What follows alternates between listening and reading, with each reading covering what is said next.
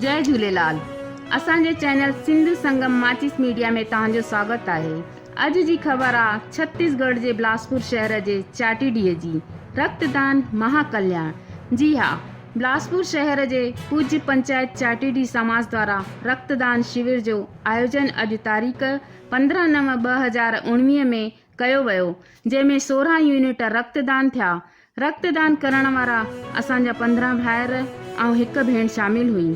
असांजा भाइर जंहिं रक्तदान में सहयोग ॾिनऊं, अध्यक्ष श्री खैराज बत्रा जी, सचिव भाव श्री प्रकाश धर्मपाल जी, ॿिए बि भाइर असांजा मनोहर लाल चिमनानी, राधा किशन नागदेव, मनोज नारवानी, दिनेश चंदानी, दीपक नारवानी, महेश नारवानी, नंदलाल चिमनानी ऐं ॿी असांजी हिकिड़ी भेण किरण धर्मपाल। इन जे अलावा असांजा ॿिए बि भाइर रक्तदान करे सिंधी समाज के प्रोत्साहित कयूं। अॼु जी ख़बर बसि इहा ई आहे।